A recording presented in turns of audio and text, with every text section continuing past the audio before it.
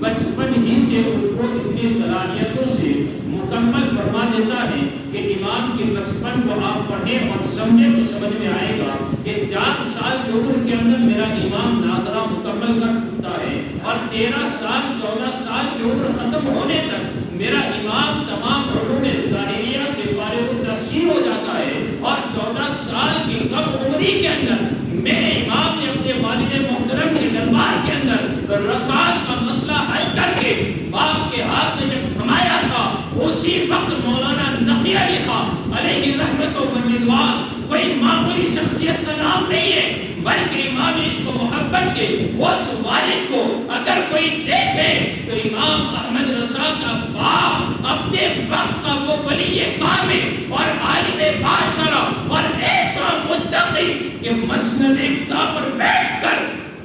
جب اپنے بیٹے کے اس رضاعت والے مسئلے کو حل کرتا ہوا دیکھ رہا ہے تو باپ اپنے مسند اقتا سے کھڑے ہو کر بیٹے کی پیشانی کو بوسہ دے کر سینے سے لگانے کے بعد اسی دن سے اپنے بیٹے امام احمد رضا کو درس نہیں بلکہ افتاح پورا سپرد کر دیا اور یہ الفاظ میں کہا بیٹا آج سے افتاح تم سنبھالو۔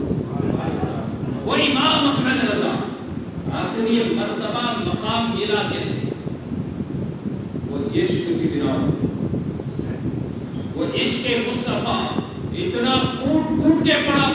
بنا تھا سینے کے اندر کہ خود امام احمد رضا فرماتی ہیں کہ اگر میرے سینے کو چاک کیا جائے اسے مارا جائے تو ایک پر لکھا ہوگا لا الہ الا اللہ تو دوسرے پر لکھا ہوگا محمد رسول اللہ۔ یہ عشق کا سمندر وہ امام احمد رضا کی ذات پورا مجسمہ عشق بن کر بریلی کی زمین پر بیٹھنے والا جب امام پہلے سفر حج کے لیے روانہ ہوتا ہے اور کشتی کے اندر دریا کے اندر کشتی بحر میں پھنسنے کے اوپر تیار ہے کپتان نے اعلان کر دیا تھا لیکن عشق بول رہا تھا اسی کشتی کے اندر میرا امام فرماتا ہے تختے پر نکل کر آنے دو یا ڈبو دو اب تو تمہاری جانب کشتی تمہیں پہ چھوڑی لنگر اٹھا لیے ہیں۔ یہ امام کا وہ عشق تھا کہ اگر میرے مصطفیٰ کے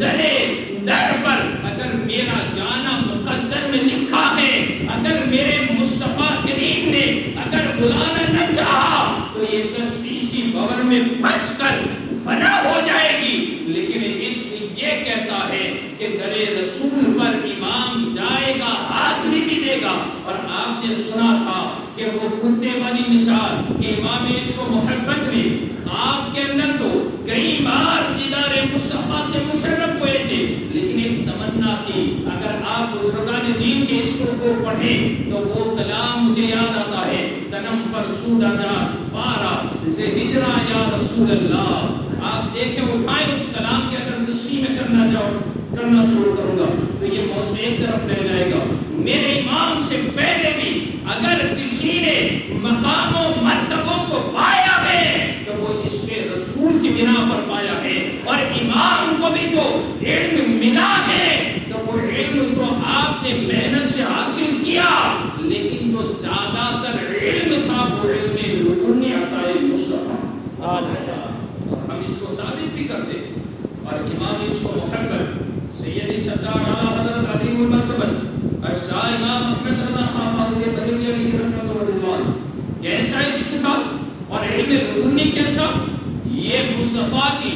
نگاہ نبوت سے وہ پینے والا جام جو مصطفیٰ کریم عطا کر رہے تھے اور بریلی کی زمین پر بیٹھ کر حاصل کرنے والا وہ امام احمد رضا ہے۔ 7 سال کی عمر کے اندر جس نے ادب کا یہ تقاضا اور یہ لحاظ کیا ہو کہ جس نے لوگوں سے یہ تفتیش کی ہو کہ بتاؤ کہ بغداد معلیٰ کس سمت کے اندر ہے اور جب امام کو پتہ چلا سوانح پڑھیں تو پتہ چلے گا۔ علامہ بدر الدین قادری رحمۃ اللہ تعالیٰ علیہ تو یہاں تک لکھتے ہیں کہ امام احمد رضا کو جب سے پتہ چلا کہ بغداد معلیٰ کی سمت اس طرف ہے امام احمد رضا نے آخری سانس تک ادباً بغداد کی طرف اپنے پاؤں کو بھی کبھی نہیں پھیلایا۔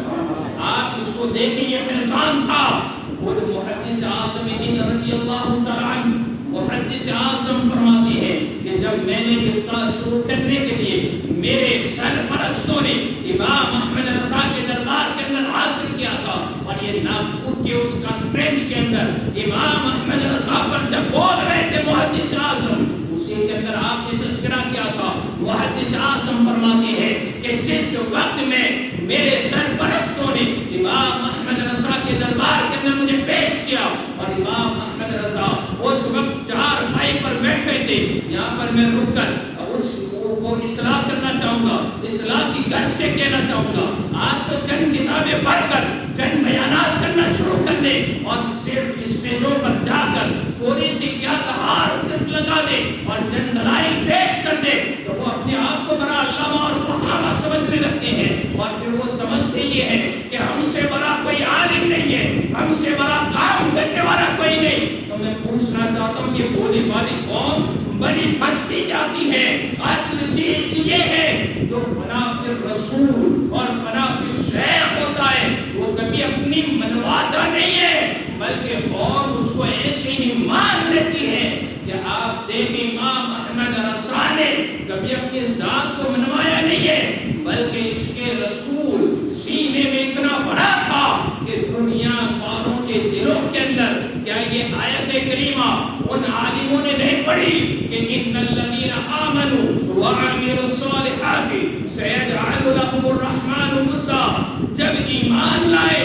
نیک عمل کرے تو اللہ ایسے بندوں کے تعلق سے فرماتا ہے کہ ان قریب الرحمن لوگوں کے دلوں کے اندر اس کے تعلق سے محبت پیدا کر دے گا۔ تو ایک عالم معاشرہ اگر اس کے مصطفیٰ میں ڈوب کر اگر دین حقہ کی خدمت کرے تو اسے اپنے چرچے کرنے کی ضرورت نہیں ہے، بلکہ عشق خود بولے گا اور دنیا خود مانتی چلی جائے گی۔ اس لیے کہ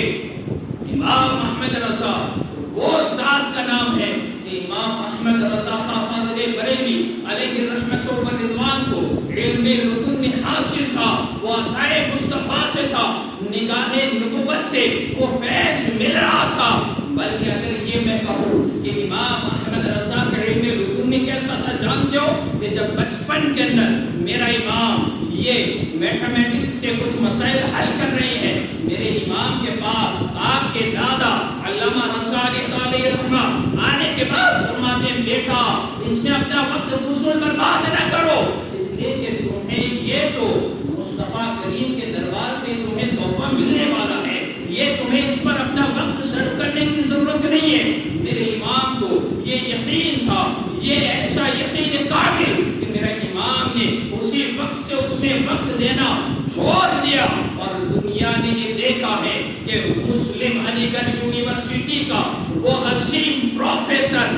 کہ سر ضیاء الدین جس کا نام تھا، وہ اپنے وقت کا لوہا منوانے والا میتھمیٹکس کا اتنا بڑا پروفیسر کہ پوری یونیورسٹی کے اندر اس کا ہم پلہ کوئی نہ تھا، عظیم سے عظیم میتھس کے مسائل وہ ایک چٹکی میں حل کرنے والا جب ایک مسئلے میں پھنسا ہے، پوری علی گڑھ یونیورسٹی کی لائبریریز کے اندر کتابوں کو جاننے کے بعد کتابوں کو کھنگالنے کے بعد بھی اسے مسئلے کا حل سمجھ میں نہ آیا کہ اس کا کیسے بات کیا جائے، اسے کیسے سمجھایا جائے، اسے کیسے بچوں کے ذہن میں بٹھایا جائے، اس لیے کہ پڑھانے میں خود پہلا سمجھنا ضروری ہے۔ سر ضیاء الدین نے کئی لوگوں کا کانٹیکٹ کیا، کسی سے مسئلہ حل نہ ہو سکا، اس نے فیصلہ کیا تھا کہ اب ٹکٹ بنایا جائے جرمن جانے کا، اس لیے کہ جرمنی کے اندر اگر کوئی سینٹر تھا میتھس کو سمجھانے والا تو اسے جرمن کے اندر اس وقت موجود تھا۔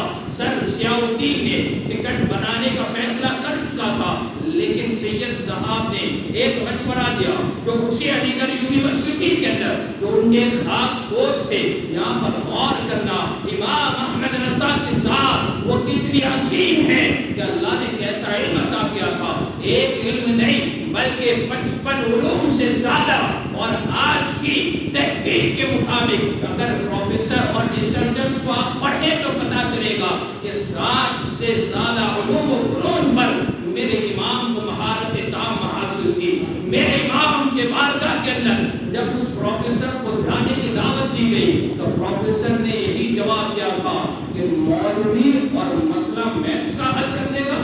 ये समझ में नहीं आता। यहाँ पर मैं एक दावत देना चाहूंगा आखिर में, लोग काम की बड़ी शोहरत चाहते हैं कि हम बड़ा काम कर रहे हैं। बड़ा काम ये नहीं है कि स्टेजों पर जाकर हम तकरीरें करके फिर खत्म कर दें। गैरों के मुकाबले के अंदर जो इमाम अहमद रज़ा ने फिक्र दी है, उस फिक्र पर दावत देने वाला पलट कर आए कि फिक्र रज़ा क्या है, तालीमात रज़ा क्या है। इमाम अहमद रज़ा के दरबार में जब प्रोफेसर इसी समझाने पर वो चला तो गया कि चलो जाना जर्मन है, टिकट बाद में बना लेंगे लोगों का, कहना है तो बरेली के उस मौलवी अहमद रज़ा के दरबार में जाकर जरा पूछ तो ले कि क्या वो भी तो मैथ्स समझते हैं या नहीं समझते, वो कैसे मसले का हल बताएंगे। जब साथी लेकर पहुंचते हैं, उस जाने से पहले प्रोफेसर ने नमाज पढ़ा, ये किताब में लिखा गया वो अल्फाज में पढ़ रहा हूं, न चेहरे पर दाढ़ी थी, कुछ न था। और इमाम अहमद रज़ा के दरबार में जिस वक्त पहुंचते हैं, गालिबन नमाज का वक्त करीब था। इमाम फरमाते हैं आने का सबब क्या, पूरे उसूल फला मसला है, इसमें फंस चुके हैं प्रोफेसर और उस मसले का हल चाहिए। बोले ठीक है बताओ तो सही क्या